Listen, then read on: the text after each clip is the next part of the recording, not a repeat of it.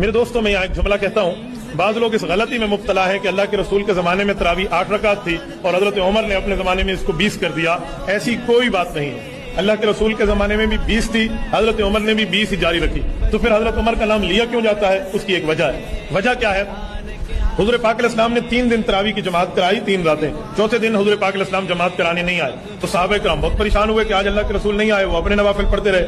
اللہ کے رسول صبح آئے نماز کے وقت تو فرمایا مجھے پتا تھا تم آئے ہوئے ہو، لیکن یہ ابو داؤد شریف کی روایت ہے، لیکن میں نہیں آیا اس وجہ سے کہ مجھے اس بات کا خوف تھا کہ اگر میں نے اب بھی چوتھے دن جماعت کرا دی نا تو آسمان سے وہی اتر آئے گی اور تمہارے اوپر فرض ہو جائے گا.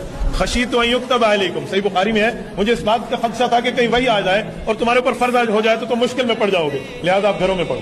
حضور پاک علیہ السلام نے گھروں میں اجازت دی. حضرت ابوبکر صدیق رضی اللہ عنہ کا دور تک یوں ہی چلتا رہا. حضرت عمر کا دور آیا تو حضرت عمر رضی اللہ عنہ نے 2-3 کام اس میں شامل فرمائے. نمبر 1 فرمایا آپ پورا مہینہ مسجد پڑھیں گے. نمبر 2 پورا قرآن پاک پڑھیں گے. نمبر 3 با جماعت پڑھیں گے. نمبر 4 پورا مہینہ پڑھیں گے.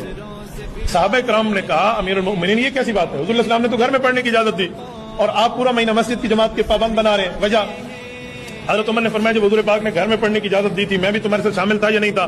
کہ جی آپ بھی شامل تھے. تو کہا اللہ کے رسول نے کیا فرمایا تھا گھر جاتے وقت؟ کہ حضور پاک نے فرمایا تھا کہیں تمہارے اوپر فرض نہ ہو جائے لہٰذا بہتر ہے کہ گھر میں جا کر پڑھو، وہی اترے گی تمہارے اوپر فرض ہو جائے گی.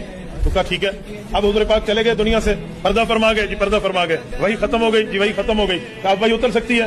کہ جی نہیں اتر سکتی. کہا یہی تو میری دلیل ہے کہ حضور پاک نے اشارہ دیا تھا جب تک میں موجود ہوں اور وہی اتر رہی ہے گھروں میں پڑھو. میں دنیا سے چلا جاؤں وہی ختم ہو جائے گی اور ختم نبوت ہوگی تو وہی اترے گی نہیں، پھر مسجد پڑھتے رہنا. کہ یہ حضور پاک کا اشارہ تھا. صحابہ نے کہا واہ کمال امیر المؤمنین، جہاں آپ کا دماغ پہنچا ہماری سوچ وہاں نہ پہنچ سکی. حضرت عمر کے کہنے پر یہ مسجد میں شروع ہو گئی. فرق یہ ہے پہلے گھر میں تھا اور اب ادھر ہے. یہ ہے، یہ نہیں ہے کہ حضرت عمر نے 8 کو 20 کر دیا. بابا حضرت عمر شریعت ساز نہیں ہے، شریعت پہ عامل ہے، شریعت بنانے والا نہیں ہے، شریعت پہ عمل کرنے والا ہے. وہ رکعتوں کو بڑھائے اور گھٹائے.